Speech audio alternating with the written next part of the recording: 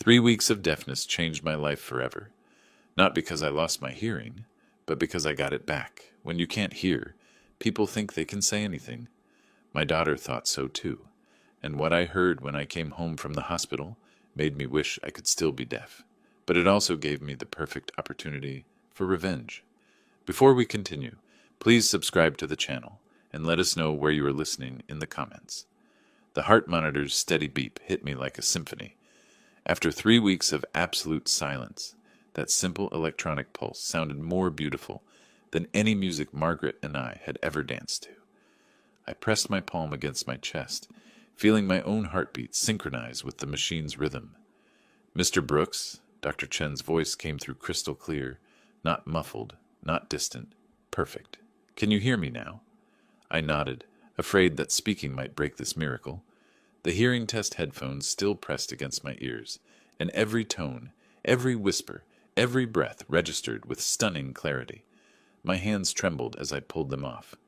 It's all back," I whispered, then louder, marveling at the sound of my own voice. "Everything." Dr. Chen smiled, making notes on her tablet. The stylus scratched against the screen. Another sound I'd forgotten existed. "The inflammation has completely subsided. Your hearing is now testing at normal levels, across all frequencies." 3 weeks ago, that construction site accident had stolen my world of sound. The falling beam hadn't hit me, but the pneumatic drill's malfunction next to my ear had created some kind of temporary damage. Complete deafness, they'd said. Maybe permanent.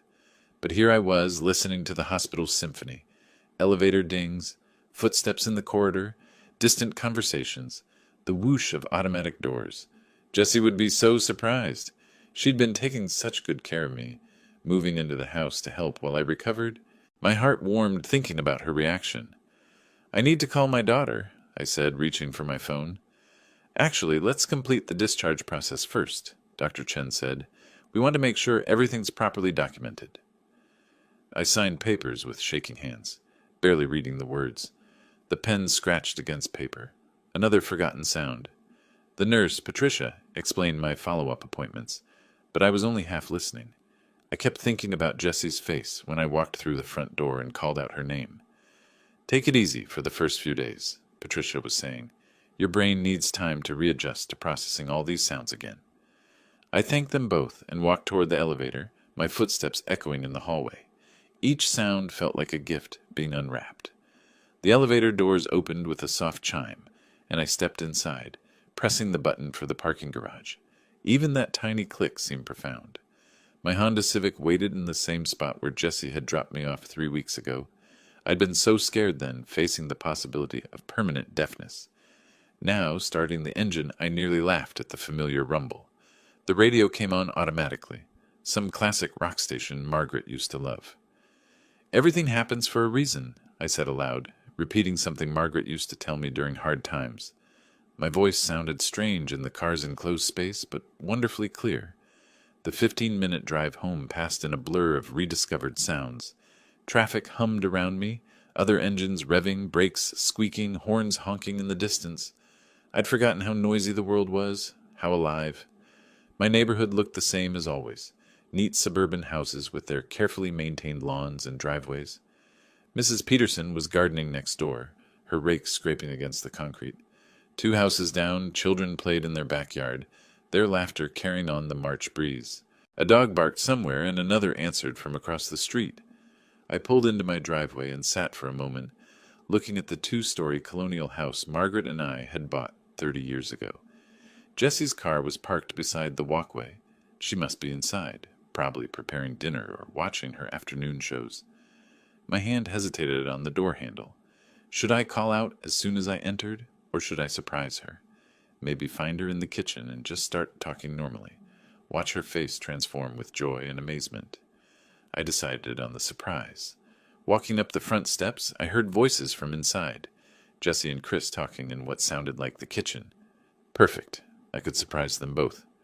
I slipped my key into the lock as quietly as possible and eased the front door open. The voices became clearer as I stepped into the hallway. "God, that old burden is back home again." Jessie's voice carried from the kitchen, sharp with irritation. I froze, my hand still on the doorknob, The words hit me harder than that falling beam ever could have. Burden? Chris's voice followed, equally clear. At least the insurance money helped with his medical bills. Could have been worse. My legs felt suddenly weak. I pressed my back against the hallway wall, hardly breathing. This had to be some kind of mistake. Maybe I'd misheard something. My hearing was just returning after all. But Jesse's next words cut through any hope of misunderstanding. I just want this whole thing over with. 3 weeks of pretending to care about his every need. I'm exhausted. The world tilted around me. These were my daughter's words, my daughter's voice, speaking about me like I was some unwanted obligation. The daughter I'd supported through college, helped through her divorce, welcomed into my home whenever she needed help. I remained perfectly still in that hallway, listening to the two people I'd trusted most in the world, realizing they had no idea I could hear every word they were saying. My chest felt like someone had reached inside and twisted everything around. The hallway seemed to stretch and contract with each heartbeat as Jesse's words echoed in my mind. That old burden. 3 weeks of believing she was there because she loved me, because she wanted to help her father through the worst crisis of his life. I'd been such a fool. My legs threatened to give out, but I forced myself to stay upright, pressed against the wall. I needed to hear more. I needed to understand exactly what I was dealing with before I made any decisions. Moving carefully along the hallway, I positioned myself closer to the kitchen doorway. Their conversation continued, and each word felt like another nail in the coffin of my trust. Sunset Manor has good reviews, Jesse was saying, and it's not too expensive. The insurance settlements should cover the initial deposit. Chris chuckled, a sound that had once seemed friendly. Once he's out of here, we can finally start renovating this place. New kitchen, maybe knock out that wall between the dining room and living room. The realtor said it could add $50,000 to the value, Jesse added. Maybe more, depending on what we do with the master bathroom. They were planning my life like I was already dead, discussing my house like it was already theirs. I gripped the wall so hard my knuckles went white, fighting to keep my breathing silent, but they weren't finished. Think he suspects anything? Chris asked. Are you kidding? He can't hear a thing. Poor old man just sits there nodding and smiling while I write him notes. It's actually kind of pathetic. The contempt in her voice, my own daughter's voice, made my stomach turn. I thought about all those notes she'd written over the past 3 weeks, all those exaggerated smiles and gentle pats on my shoulder. Performance, all of it. I had to test this. I had to see just how good their acting really was. Taking a deep breath, I coached myself silently. Act confused, act grateful. Watch their faces and see how well they can lie to someone they think can't catch them. I walked into the kitchen, making sure my footsteps were slightly heavier than usual, like someone uncertain of their balance. Jesse and Chris were sitting at the kitchen table, and their transformation was immediate and complete. "Dad!" Jessie jumped up, her face instantly flooding with what looked like genuine concern. She rushed over and took my arm gently. "How are you feeling? You look tired." The same voice that had called me a burden 60 seconds ago now dripped with fake sweetness. I let myself lean into her touch, playing the part of the grateful, confused father. Chris raised his voice unnecessarily, the way people do when they think someone can't hear properly. "Hey there, Thomas. How did the appointment go?" I nodded and shrugged, then pointed to my ears with a questioning expression. Jessie immediately grabbed a notepad from the counter. She'd gotten quite good at this routine over the past 3 weeks. She wrote, "Doctor says hearing might return soon. That's wonderful news." I read the note, letting hope flood my expression. Inside, I cataloged every detail of her performance. The way she widened her eyes to look excited. The way she squeezed my shoulder like she was sharing in my joy. The way Chris nodded enthusiastically beside her, as if he cared about anything other than when I'd be out of his way. Chris leaned forward and wrote his own note. "Maybe we should start looking into care options for when you're feeling stronger. Just temporary, until you're fully recovered." Jesse added quickly, writing below his words, "Just so you have help with medications and physical therapy. Nothing permanent." I nodded eagerly, like this sounded like wonderful news. Inside, I noted how smoothly they'd transitioned from discussing nursing homes for my convenience to presenting it as temporary medical care. They'd thought this through. For the next few minutes, I played my part perfectly. I pointed at things and looked confused when they responded verbally. I nodded gratefully when Jessie wrote down questions about whether I was hungry or needed anything. I even managed what I hoped looked like a tired but contented smile when Chris patted my back and wrote, "We're so glad you're okay." Every gesture felt like swallowing poison, but I forced myself to maintain the performance. I needed to know more. I needed to understand exactly what they had planned and how long I had before they tried to execute it. Finally, I pointed upstairs and wrote my own note. Tired, going to rest. Jessie actually hugged me and said loudly, "Of course, Dad. You rest as much as you need to." I walked slowly toward the stairs, feeling their eyes on my back. Just before I reached the first step, I heard Chris's voice, much quieter now, but still perfectly clear to my restored hearing. He bought it completely. I climbed those stairs one deliberate step at a time, my hand gripping the banister to keep from shaking. When I reached my bedroom, I closed the door quietly and sat on the edge of the bed Margaret and I had shared for 30 years. The house felt different now. The walls that had always meant safety and family now felt like a trap. The daughter I'd raised and loved had become a stranger wearing Jessie's face, and I was apparently nothing more than an obstacle between her and my money. I stared at the framed photo on my nightstand, Jessie at her college graduation, her arm around my shoulders, both of us grinning at the camera. That girl was gone, if she'd ever really existed at all. But I was far from helpless. They thought they were dealing with a confused, deaf old man who would gratefully accept whatever scraps of care they threw his way. They had no idea what they'd awakened. Margaret's wedding ring still sat in the small dish on my nightstand. I picked it up with trembling fingers, remembering how she used to twist it when she was thinking. She would have known what to do about Jessie. She always saw through people better than I did. From downstairs, I could hear their voices continuing in the kitchen. They thought they had all the time in the world to plan my future. I set Margaret's ring back and moved carefully toward my bedroom door. The old house had excellent acoustics. I'd helped design some renovations myself 20 years ago. The heating vent near the stairs carried sound from the kitchen beautifully, and if I positioned myself just right in the hallway, I could hear everything. I tested each step, remembering which floorboards creaked. The third step groaned on its left side, but the right edge stayed silent. Knowledge from decades of living here, now serving a purpose I'd never imagined. "Sunset Manor is $4,800 monthly," Chris was saying when I reached position, "but Medicare covers most if we get the right medical evaluations." Jessie's voice carried clearly through the vent. "The realtor said we could get at least $470 for this place.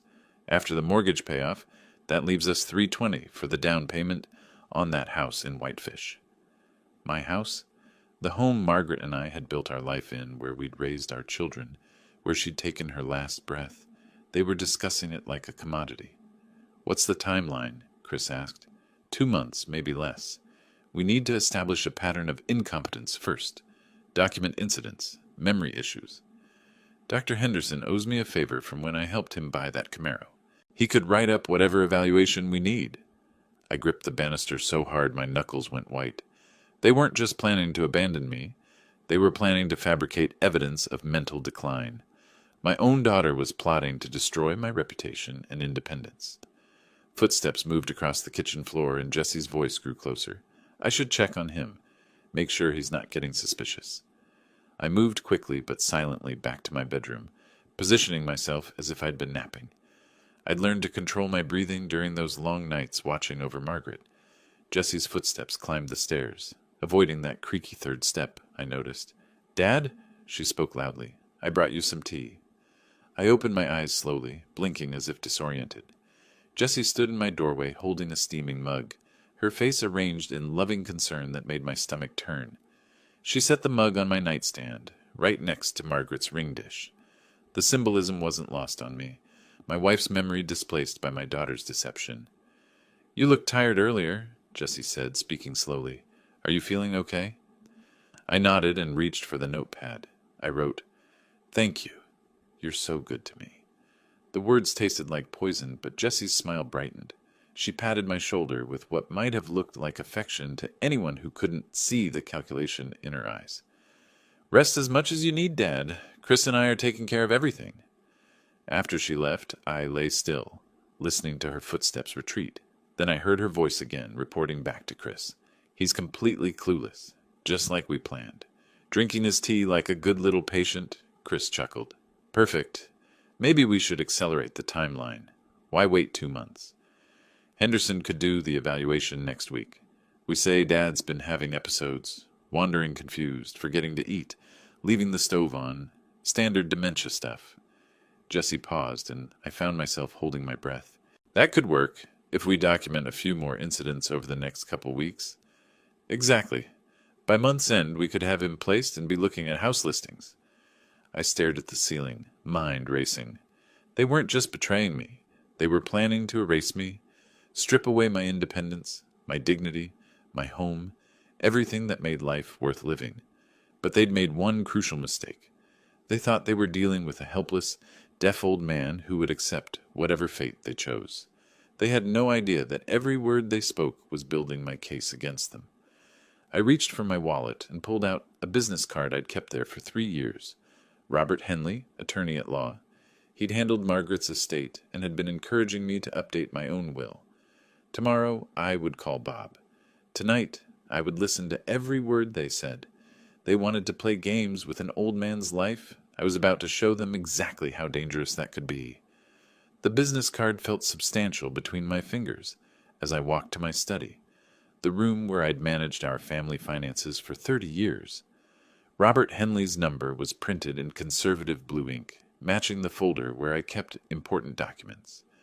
I pulled open the filing cabinet and began searching through years of organized records. Bank statements, tax returns, receipts, the paper trail of a life spent providing for others.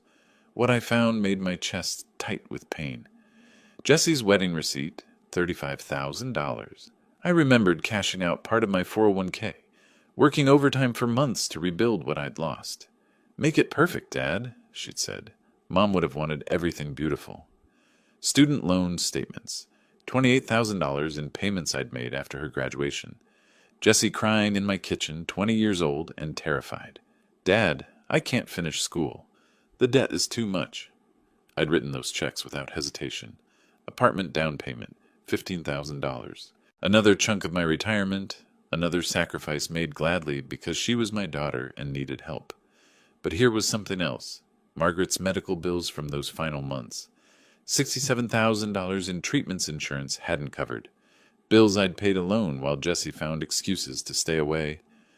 I can't handle seeing her like this, Dad. The numbers blurred as my hands shook. Over $100,000 given freely to a daughter who now called me a burden.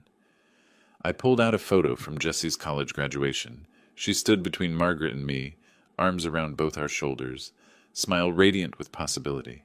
I couldn't have done this without you, Dad, she'd whispered. I'll never forget how much you sacrificed. The memory triggered others, flooding back like water through a broken dam. Jessie at 19, sobbing over student debt. Everyone else has parents who can help them. Not thinking about the extra shifts I was already working, the vacation I'd canceled to afford her textbooks. Jessie at 25, planning her wedding. You'll always have a home with us, Dad. Always. That's a promise. Chris nodding beside her, his thank you rehearsed, even then. Jessie at 32, missing Margaret's funeral planning because Chris had a work event. You understand, don't you? It's a big promotion opportunity. Mom would want him to go. Standing alone in the funeral director's office while my daughter networked 2 states away, and Margaret, in those final weeks, asking the question that broke my heart. Where's Jessie today? Me, lying with practiced ease. She'll come tomorrow, sweetheart. She's just busy. Margaret nodding, accepting the lie because she wanted to believe her daughter cared. The pattern was clear now. Jessie, taking, always taking, while offering promises as currency for future needs. And me, enabling every request because I confused generosity with love. I opened my current bank statement and compared it to nursing home costs. Sunset Manor at $4,800 monthly would consume my savings in less than 4 years, but that wasn't their concern. They wanted the house money up front for their new life in Whitefish. When had Jessie last called just to talk? When had she asked about my day, my health, my loneliness. Every conversation ended with a request: help with Chris's car payment, loan money for vacation, contribute to their anniversary cruise. Margaret had seen the truth even then, had tried to warn me in her gentle way. "You're creating a dependency, Thomas," she'd said after I'd paid for Jessie's third car repair in 6 months. "She needs to learn to solve her own problems." "She's our daughter," I'd argued. "We help family." "There's a difference between helping and enabling," Margaret had replied, "and there's a difference between gratitude and entitlement." Now, surrounded by evidence of my misguided generosity, I understood what my wife had been trying to tell me. Jessie hadn't learned to appreciate my help. She'd learned to expect it. When I became the one needing care, she'd seen only a burden blocking her access to what she'd always considered rightfully hers. I looked at the photo one more time, then placed it face down in the drawer. The girl in that picture was gone. In her place was a woman who would fabricate mental illness to steal my independence, who would conspire with a doctor to declare me incompetent, who would sell the home where her mother died to fund her own dreams. But I wasn't confused. I was angry, and I was going to call Robert Henley first thing in the morning. I reached for my address book, flipping to the H section where I'd written his home number years ago. Some conversations couldn't wait for business hours. Jessie had taught me a valuable lesson about family loyalty.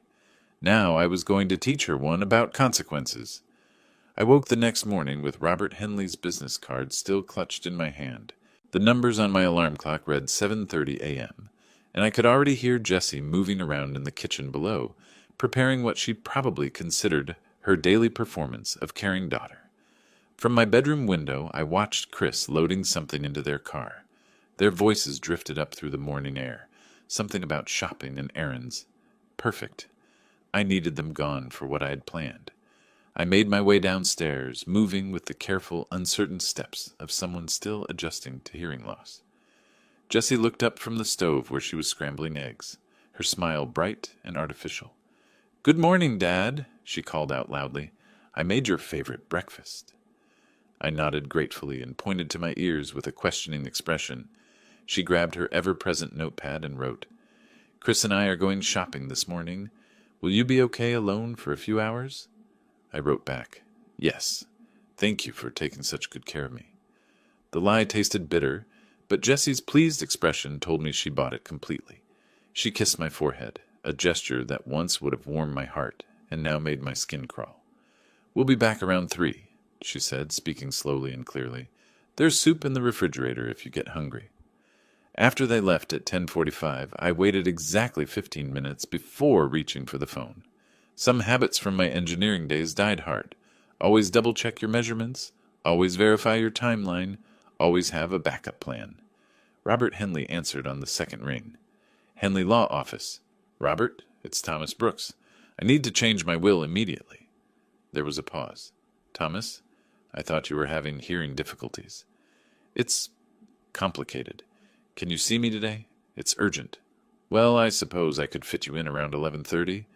But Thomas, are you certain you're—" "I've never been more certain of anything in my life." The drive to downtown Missoula took 12 minutes. Robert's office sat in a converted Victorian house on West Alder Street, the same building where he'd helped me navigate Margaret's estate 5 years ago. Mrs. Patterson, his secretary, looked surprised to see me walking in unassisted. "Mr. Brooks, how wonderful that you're feeling better," she said, speaking at normal volume. "Much better, thank you." Robert emerged from his inner office, a tall man with graying temples who'd been handling my legal affairs for over a decade. His handshake was firm, his expression concerned.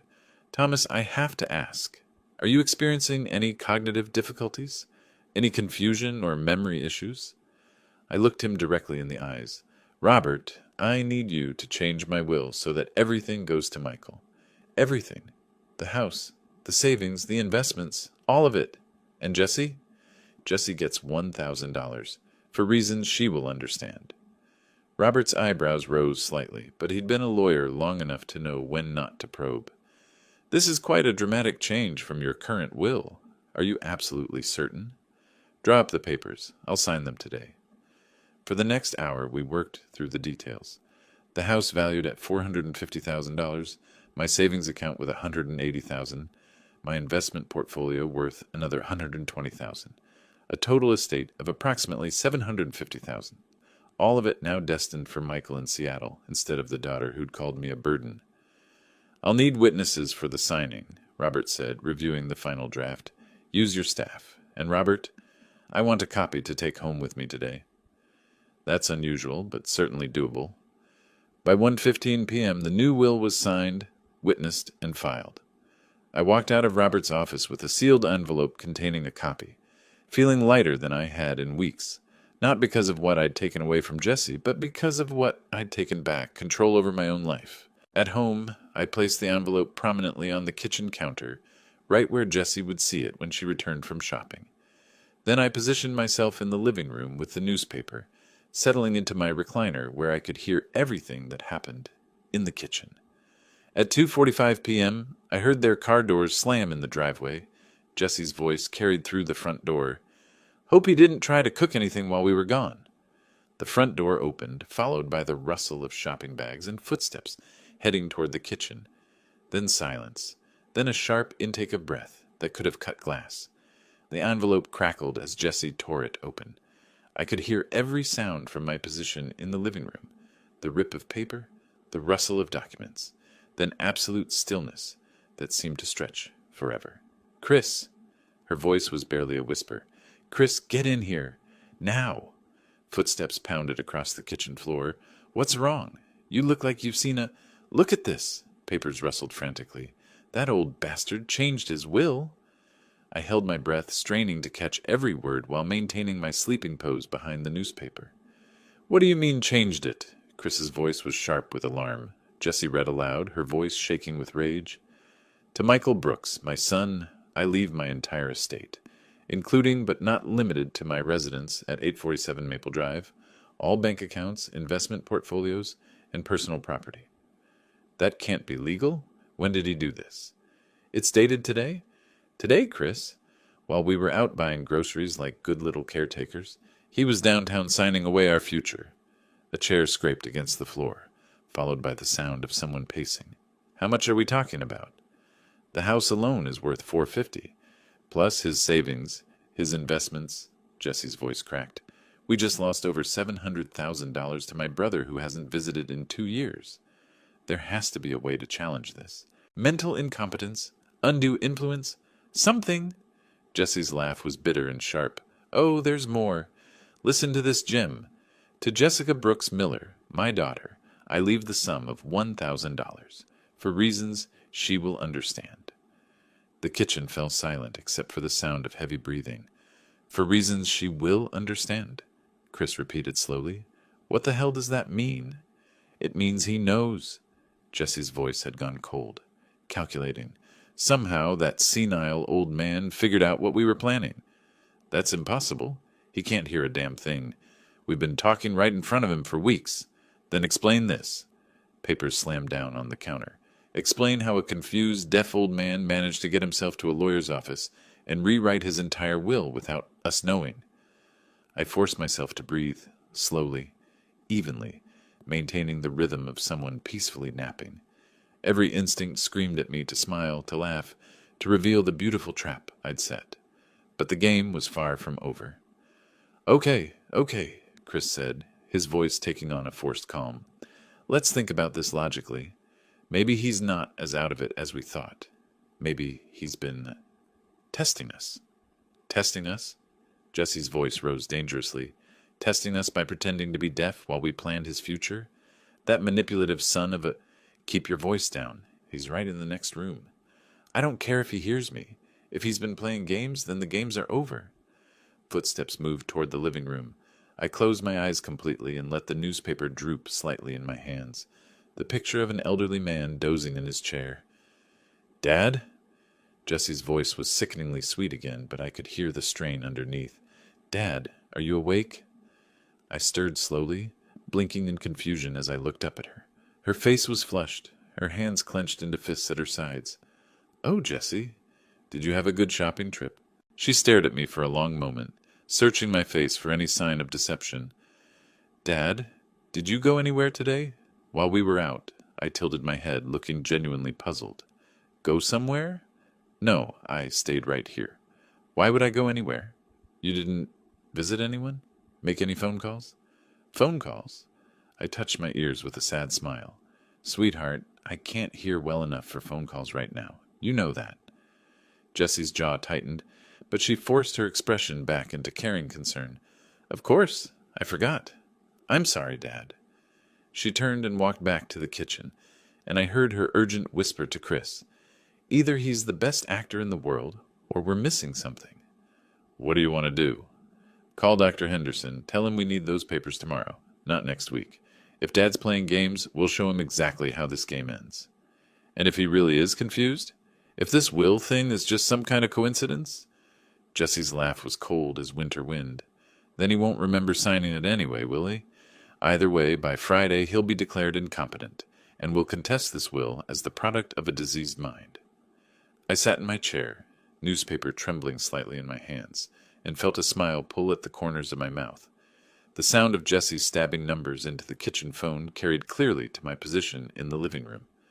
She was calling someone, and from the way she kept clearing her throat and pacing, I could tell she was preparing for a difficult conversation. Michael, thank God you answered. Her voice was high and strained. No, everything is not okay. Dad has completely lost his mind. I shifted slightly in my chair, angling myself to hear every word while maintaining my sleeping pose. This was exactly what I'd been waiting for. He changed his will, Michael. Everything goes to you now. The house, the savings, everything. He's cut me out completely except for some insulting $1,000 token. I could hear Michael's voice faintly through the phone, asking questions, but Jessie's responses told me everything I needed to know about his reaction. When? Today? While Chris and I were out buying groceries like good little caretakers, he was downtown signing away my future. Jessie's voice cracked with what sounded like genuine tears. I've sacrificed everything to take care of him, Michael. Everything. I moved in here, gave up my own life, and this is how he repays me. She was good. I had to give her that. If I hadn't heard her true feelings with my own ears, I might have believed the performance myself. He's not mentally competent anymore, Michael. You have to understand that. This will... It's the product of a diseased mind. You need to refuse the inheritance. It should be split fairly between us. Michael's response must have been longer this time, because Jessie fell silent, and I could see her face growing redder through the kitchen doorway. Good reasons? She finally exploded. What good reasons could he possibly have? I'm his daughter. I've been taking care of him while you live your comfortable life in Seattle. Another pause, and then her voice turned dangerously cold. How dare you judge me, Michael? You visit once a year if we're lucky, send a Christmas card, and suddenly you're the expert on what Dad needs? I heard the phone slam down, followed by the sound of Jessie's angry footsteps. Perfect timing. I stirred in my chair and looked around with the confused expression of someone just waking up. Jessie?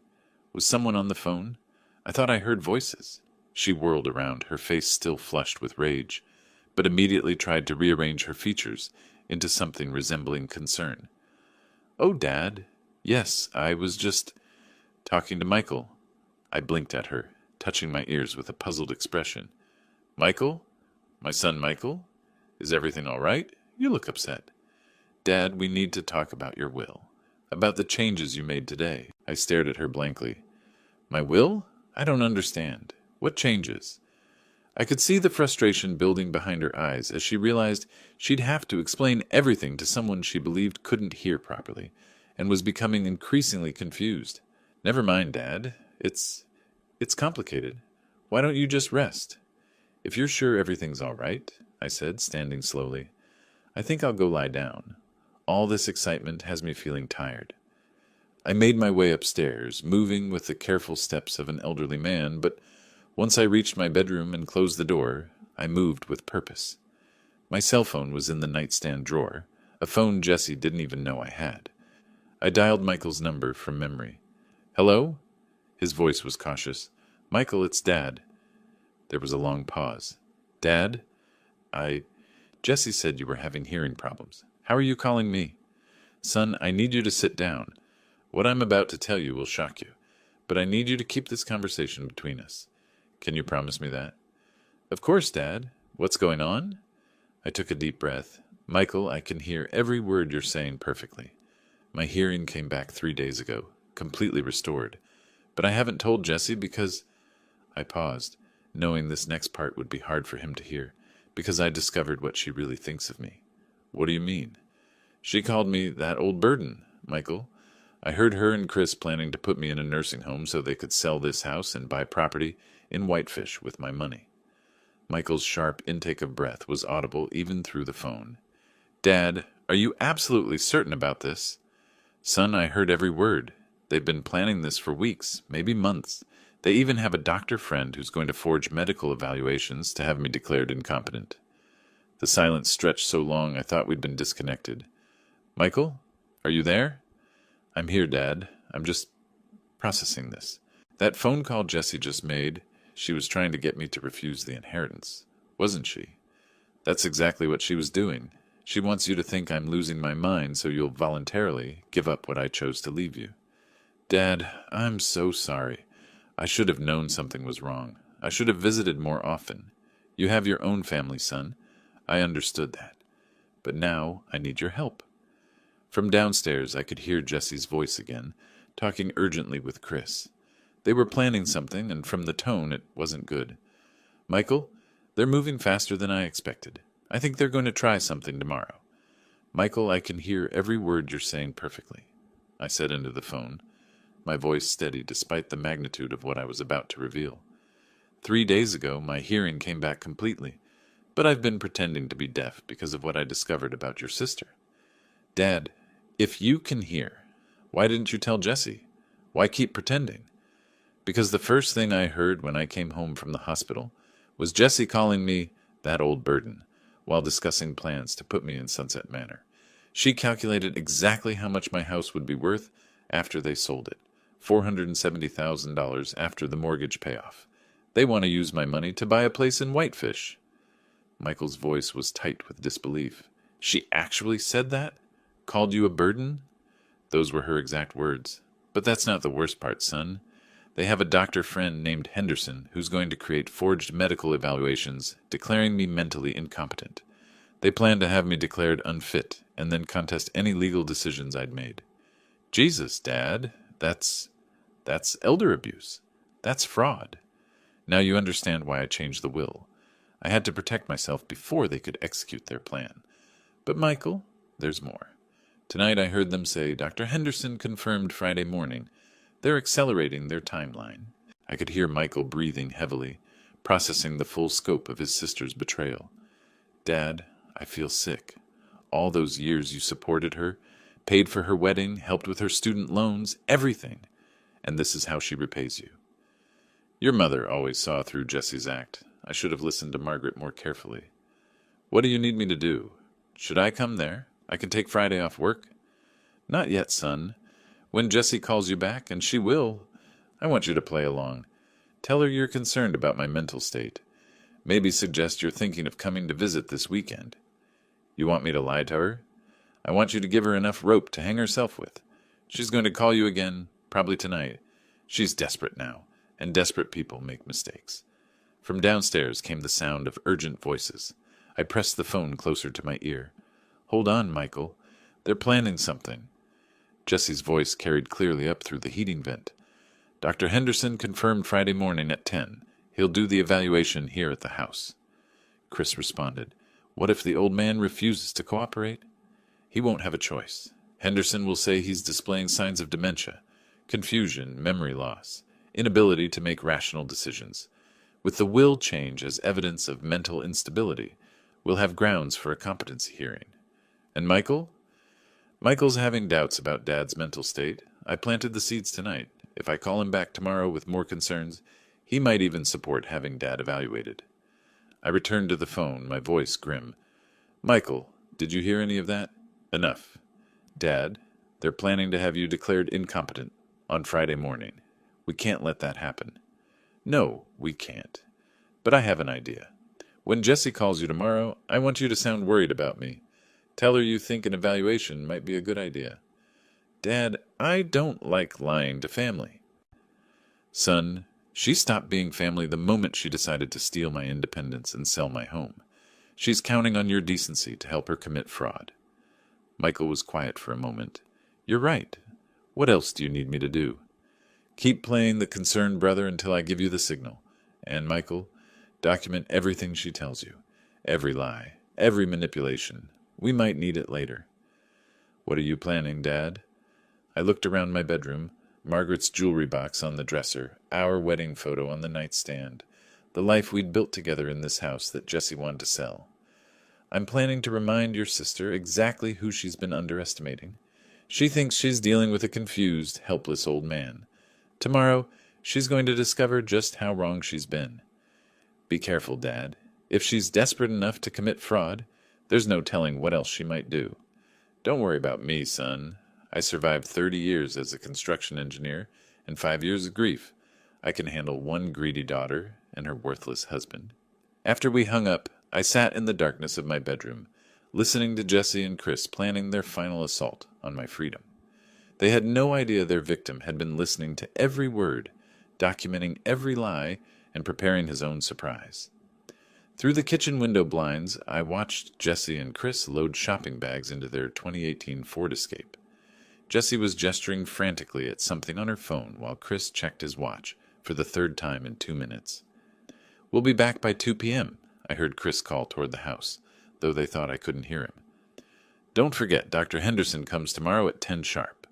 Jessie's voice carried across the driveway in that artificially sweet tone she'd perfected over the past few days. "Dad, we're going shopping. Back soon." I remained motionless behind the blinds until their car disappeared around the corner. Then I allowed myself a smile. 3 hours, more than enough time to prepare their farewell gift. I walked slowly through the house, taking inventory. Jessie had made herself quite comfortable in the guest bedroom she'd claimed as her own. Her dresser drawers overflowed with expensive clothes, silk blouses, designer jeans, jewelry that glittered even in the dim light. All purchased, I noticed from the receipts scattered on her nightstand, with credit cards that showed my address as the billing location. Chris had claimed the guest closet for his belongings. 3 business suits, golf clubs, an expensive laptop, electronic gadgets I couldn't even identify. The price tags on his golf bag alone would have fed a family for a month. From the basement storage room, I retrieved 2 large suitcases Margaret and I had used for our anniversary trips to Yellowstone. The leather was still supple, the brass fittings still bright. These bags had carried happy memories once. Now they would carry something else entirely. I began with Jessie's things, folding each item with the same meticulous care I'd once used for architectural blueprints. Her wedding dress, preserved in plastic since her marriage to Chris. The photo albums from college, funded with my retirement money. The jewelry box I'd given her for her 16th birthday, now filled with pieces I'd never seen her wear. Chris's belongings went into the second suitcase. His expensive electronics, his collection of golf accessories, the leather portfolio containing RR sums and business cards from jobs he'd never quite managed to keep. Everything they'd brought into my house, everything they'd accumulated while living under my roof and planning my downfall. As I packed, I found myself remembering Margaret's words from Jessie's last visit before she got married. "That girl takes everything you give her and asks for more. When will it be enough, Thomas?" "Never," I said aloud to the empty room. "It will never be enough." I carried both suitcases to the living room and positioned them prominently in front of the couch, where they couldn't possibly be missed. The sight was striking. 2 pieces of expensive luggage sitting like silent accusations in the center of the room. My phone buzzed with a text from Michael. "How are you holding up, Dad? Still planning for this afternoon?" I typed back, "Everything ready? Wish me luck?" His response came quickly. "You've got this. She deserves everything that's coming to her." I settled into my recliner with the newspaper, positioning myself where I could see the front door clearly. The living room looked perfect. My 2 chairs, Margaret's china cabinet, the family photos on the mantel, and those 2 suitcases sitting like monuments to betrayal in the center of it all. At 1:45 p.m., I heard the familiar sound of their car pulling into the driveway. Car doors slammed, followed by Jessie's laughter about something Chris had said. Shopping bags rustled in their hands as they approached the front door. I took a deep breath and lowered my newspaper slightly, positioning myself for the performance of a lifetime. The key turned in the lock. "I think we got everything for tomorrow's—" Jesse's voice cut off mid-sentence as the front door swung open. The sound of shopping bags hitting the hardwood floor echoed through the hallway like gunshots. "What the hell?" Chris's voice was sharp with confusion. "Jesse, are these our suitcases?" I could hear Jessie's footsteps moving quickly across the floor, her breathing becoming rapid and shallow. "Dad? Dad, what is this?" she called out, her voice climbing toward hysteria. I kept my newspaper raised, savoring every second of their panic, while maintaining my pose of an elderly man peacefully reading. Then something extraordinary happened. Jessie's voice changed completely, filling with genuine excitement. "Oh my God, Chris, he's finally packed." "You mean the old man is actually leaving?" Chris caught on immediately, his voice lighting up with joy. "I can't believe it! Finally!" Jessie was practically laughing now. "He's going to Sunset Manor. We won't have to go through with the whole Dr. Henderson thing." "This is perfect." Chris was pacing now, his footsteps quick and energetic. "We can start the renovations next week. Maybe even call that contractor in Whitefish. $700,000, Chris. We're finally going to be free." They were celebrating. Actually celebrating what they thought was my surrender, my defeat, my willingness to disappear quietly from my own life. Every cruel word confirmed exactly who they really were. I slowly lowered my newspaper and looked directly at them. "No, sweetheart," I said in a perfectly clear, perfectly calm voice. "You are leaving my house." Jessie's face went white as paper. The excited smile froze on her lips before crumbling into an expression of pure horror. "Dad, did you hear me?" Her voice was barely a whisper. Chris stepped backward toward the door, his eyes wide with the dawning realization of what my clear speech meant. "Thomas, how long have you been able to hear?" I stood slowly from my chair, my joints feeling stronger than they had in years. "Every single word since I got home from the hospital, 3 days ago." Jessie's hand flew to her mouth. "You heard everything we said? Every conversation about me being that old burden, every discussion about selling my house, every plan to have me declared incompetent so you could steal my life." Chris's face had gone from pale to red. "Thomas, we were just frustrated. We didn't mean—" "You meant every word," I cut him off. "I know exactly who you are now, Chris. Both of you." Jessie's eyes filled with tears, but I could see the calculation behind them. "Dad, we can explain. We were just worried about you. We thought you needed more care than we could provide. You calculated losing $700,000 of my money like it was already yours," I said, my voice steady and cold. "You planned to have me declared mentally incompetent using forged medical evaluations." "That was Chris's idea," Jessie pointed at her husband desperately. "I would never do that to you. You called me a burden, Jessica, in my own house, while planning to steal my independence and sell my home." Chris's shock was giving way to anger. "You can't just kick us out. We have nowhere to go. We gave up our apartment to take care of you." "You moved in here because you couldn't afford your own place," I replied calmly, "and now you'll learn what it's like to find one without my help." Jessie dropped to her knees beside my chair, grabbing my arm with both hands. "Please, Dad, I'm your daughter. I made a mistake, but I love you." I looked down at her, this woman who had taken everything I'd given her, and still wanted more, who had planned to destroy my dignity and independence for money. "If you loved me, Jessica, you wouldn't have called me a burden. You wouldn't have planned to have me declared crazy. You wouldn't have celebrated what you thought was my defeat." I pointed to the suitcases. "You have everything you brought into my house, everything you've accumulated while living here rent-free and planning my future. That's more than you deserve." Jessie's composure shattered completely. Tears streamed down her face as she dropped to her knees beside my chair, clutching at my arm with both hands. "Dad, you're breaking my heart. I'm your little girl. I'm your daughter." Her voice cracked with what might have sounded like genuine emotion to someone who hadn't heard her celebrating my supposed surrender just minutes earlier. "Please don't do this to me.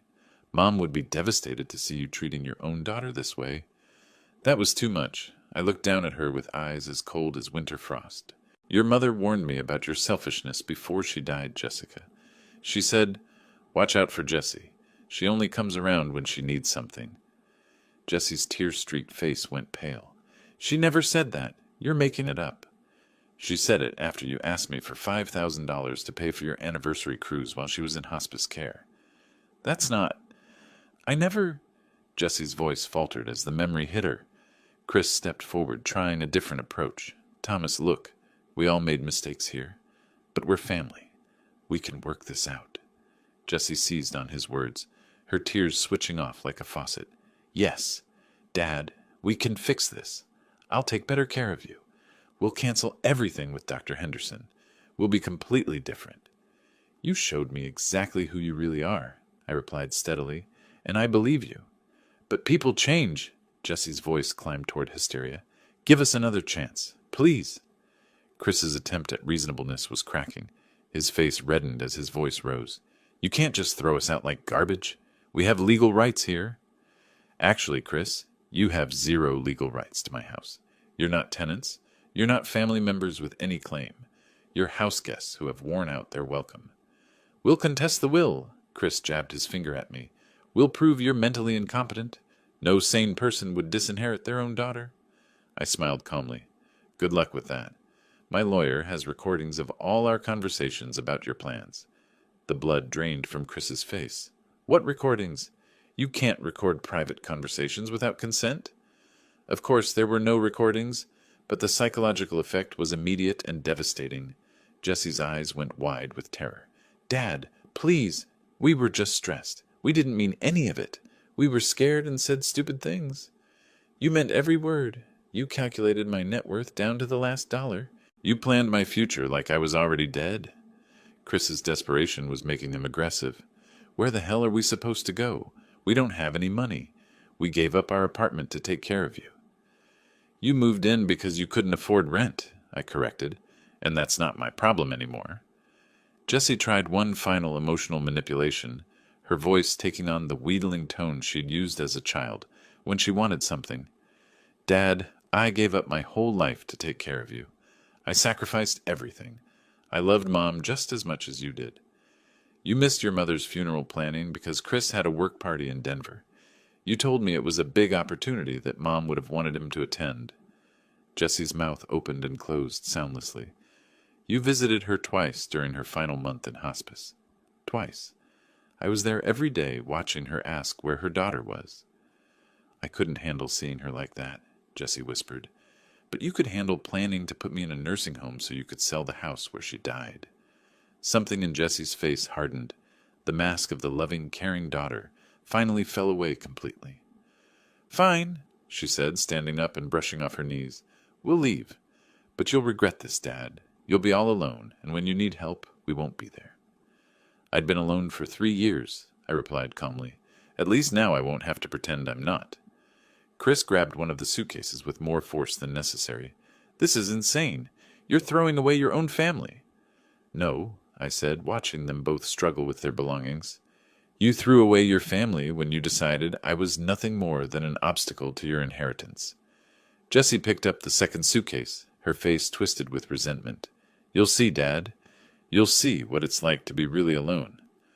I'm looking forward to it. They moved toward the front door, their expensive belongings weighing them down like anchors. At the threshold, Jessie turned back one last time. If you change your mind, I won't, I cut her off, and don't call me asking for money. The door slammed behind them with a finality that echoed through the house like a bell. I stood at the living room window, watching Jessie and Chris struggle to fit their suitcases into their Ford Escape. Chris had to rearrange bags 3 times, cursing under his breath each time something wouldn't fit. Jessie sat in the passenger seat, staring straight ahead, her face a mask of cold fury. Finally, the car doors slammed shut. The engine turned over, and they pulled out of my driveway for the last time. I watched until their taillights disappeared around the corner, then continued watching the empty street for several more minutes. The silence that followed was unlike anything I'd experienced in years. Not the oppressive quiet of deafness, not the tense atmosphere of hidden hostility, but genuine peace. The house seemed to exhale around me, releasing 3 years of accumulated stress. I walked through each room slowly, noting the absence of their belongings. Jessie's expensive moisturizers were gone from the bathroom counter. Chris's golf magazines no longer cluttered the coffee table. The guest bedroom looked spacious and clean without their clothes scattered across every surface. In the kitchen, I found the shopping bags they'd dropped when they discovered the suitcases. I carried them to the garbage can without looking at the contents. Whatever they'd bought for their celebration of my supposed defeat could rot with the rest of their plans. I sat in my recliner in my living room in my house, and experienced something I hadn't felt since Margaret's death: complete contentment. No one was plotting against me. No one was calculating my worth or planning my future. I was alone, but I was free. My cell phone buzzed. Michael. Dad, how did it go? Are you okay? Son, they're gone. It's over. How are you feeling? Are you sure you're all right? I considered the question seriously. How was I feeling? Relief, certainly. Vindication. But mostly I felt light, as if I'd been carrying a heavy burden for years without realizing it. I feel free for the first time since your mother died. I'm proud of you, Dad. Standing up for yourself like that? Mom would be proud too. I should have listened to her warnings about Jessie years ago.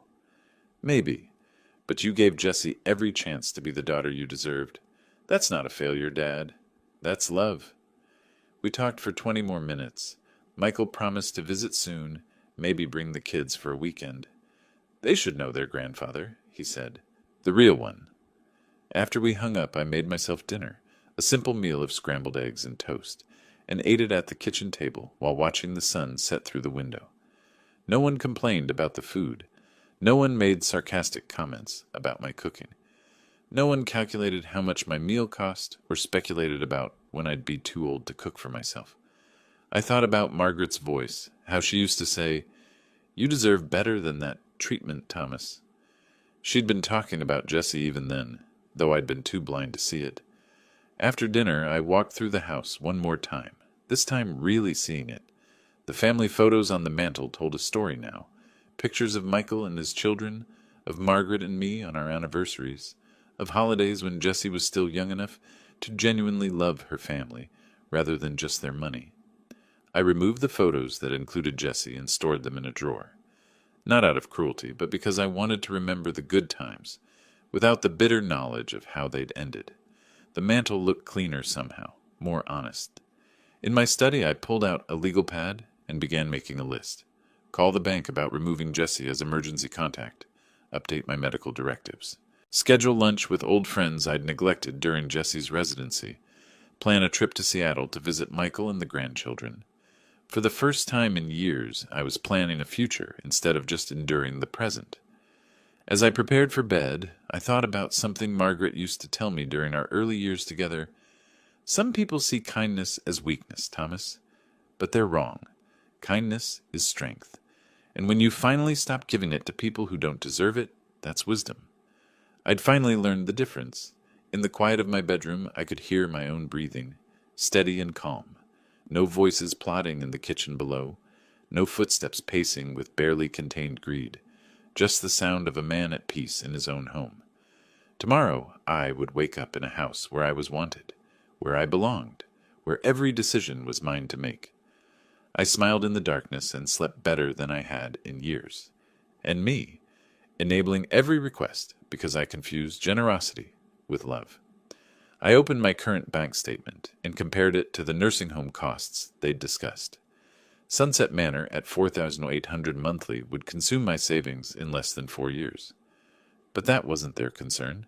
They wanted the house money up front for their new life in Whitefish. My phone sat on the desk, silent and accusatory. When had Jessie last called just to talk? When had she asked about my day, my health, my loneliness? Every conversation for the past 5 years had ended with a request. Could I help with Chris's car payment? Could I loan them money for a vacation? Could I contribute to their anniversary cruise? I thought I was being a good father. I thought I was honoring Margaret's memory by taking care of our daughter. But Margaret had seen the truth even then, had tried to warn me in her gentle way. "You're creating a dependency, Thomas," she'd said after I'd paid for Jessie's 3rd car repair in 6 months. "She needs to learn to solve her own problems." "She's our daughter," I'd argued. "We help family." There's a difference between helping and enabling, Margaret had replied, and there's a difference between gratitude and entitlement. Now, surrounded by the evidence of my misguided generosity, I understood what my wife had been trying to tell me. Jessie hadn't learned to appreciate my help. She'd learned to expect it. And when the helping became harder for me to provide, when I became the one needing care, she'd seen only a burden blocking her access to what she'd always considered rightfully hers. I looked at the photo one more time, then placed it face down in the drawer. The girl in that picture, if she'd ever really existed, was gone. In her place was a woman who would fabricate mental illness to steal my independence, who would conspire with a borrowed doctor to declare me incompetent, who would sell the home where her mother died to fund her own dreams. They thought they were so clever, planning my future while I sat upstairs, deaf and docile. They thought they were dealing with a confused old man who would gratefully accept whatever scraps of care they offered. But I wasn't confused. I was angry, and I was going to call Bob Henley first thing in the morning. I reached for my address book, flipping to the H section where I'd written Bob's home number years ago. Some conversations couldn't wait for business hours. Jessie had taught me a valuable lesson about family loyalty. Now I was going to teach her one about consequences. If you liked this story, please like this video, subscribe to the channel, and share your impressions of this story in the comments. To listen to the next story, click on the box on the left. Thank you for watching. Thank you for watching. Thank you for watching. Thank you for watching. Thank you for watching. Thank you for watching. Thank you for watching.